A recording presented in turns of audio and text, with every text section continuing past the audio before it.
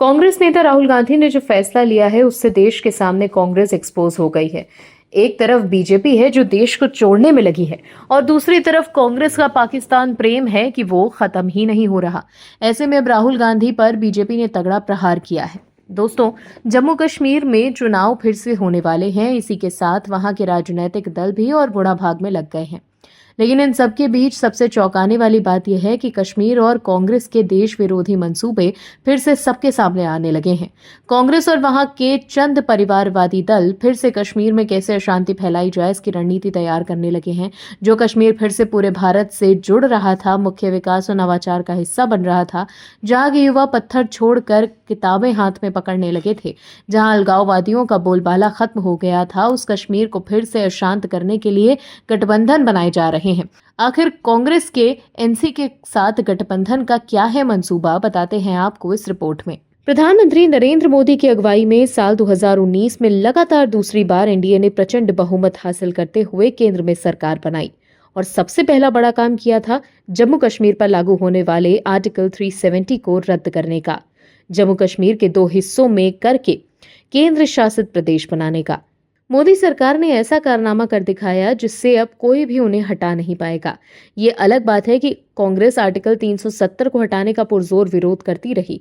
खैर, अब कांग्रेस ने केंद्र शासित प्रदेश जम्मू और कश्मीर के विधानसभा चुनावों के लिए फिर से अपने ऐसे पुराने सहयोगियों से हाथ मिलाया है जो जम्मू कश्मीर को लेकर अलगाववादी शक्तियों की मदद करते आए हैं। अलगाववाद को ये लोग बढ़ावा देते आए हैं, भारत के दुश्मन पाकिस्तान से दोस्ती की वकालत करते हैं और कश्मीरियों को भारतीयों से अलग बताते हैं। उसके बाद राहुल गांधी अपने मुखौटे के साथ जम्मू कश्मीर नेशनल कॉन्फ्रेंस के अध्यक्ष फारूक अब्दुल्ला से मिले और फिर दोनों तरफ से घोषणा की गई कि कश्मीर में नेशनल कॉन्फ्रेंस और कांग्रेस पार्टी साथ चुनाव लड़ेंगी। इसमें माकपा भी सहयोगी रहेगी। हम ये बात यूं ही नहीं कह रहे हैं, बल्कि ये बात कह रहे हैं कांग्रेस की रिश्तेदार नेशनल कॉन्फ्रेंस ही। दरअसल नेशनल कॉन्फ्रेंस के उपाध्यक्ष उमर अब्दुल्ला ने बीते सोमवार 19 अगस्त 2024 को पार्टी का घोषणा पत्र जारी किया है। उन्होंने घोषणा पत्र को नेशनल कॉन्फ्रेंस का विजन डॉक्यूमेंट और शासन का रोड मैप बताया। घोषणा पत्र में 12 व्यापक वादे किए गए हैं, जिनमें 2000 में जम्मू कश्मीर विधानसभा द्वारा पारित स्वायत्तता प्रस्ताव के पूर्ण कार्यान्वयन के लिए प्रयास करना शामिल है। ये पाकिस्तान के साथ बातचीत को बढ़ावा देंगे। क्यों भाई?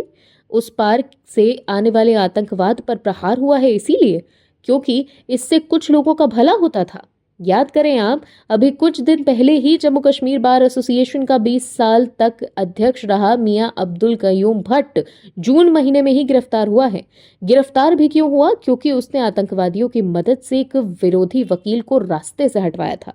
दर्शकों, जिस कश्मीर को फिर से कश्मीरियत और जमहूरियत बड़ी मुश्किल से बहाल वहां पर हो पाई है, उस कश्मीर को फिर से दहलगाने की ये प्रयोग नहीं होना चाहिए। ये प्रयोग विपक्ष कर रहा है। वहीं उत्तर प्रदेश के मुख्यमंत्री योगी आदित्यनाथ ने कांग्रेस और नेशनल कॉन्फ्रेंस पर जमकर निशाना साधा। सीएम योगी ने कांग्रेस नेता राहुल गांधी से सवाल पूछते हुए कहा कि क्या कांग्रेस नेशनल कॉन्फ्रेंस के जम्मू कश्मीर में अलग झंडे की घोषणा का समर्थन करती है। सीएम योगी ने पूछा कि क्या राहुल गांधी और कांग्रेस पार्टी धारा 370 और आर्टिकल 35A को वापस लाकर जम्मू कश्मीर को फिर से आतंकवाद के युग में ढकेलना चाहती है। क्या कांग्रेस जम्मू कश्मीर के युवाओं के बदले पाकिस्तान के साथ वार्ता करके फिर अलगाववादी ताकतों का समर्थन करती है?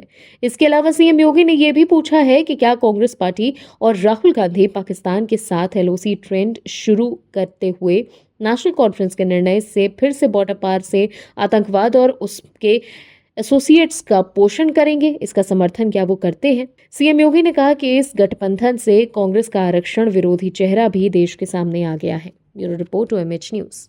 और भी वीडियोस देखने के लिए चैनल को सब्सक्राइब करें और बेल आइकन को दबाएं।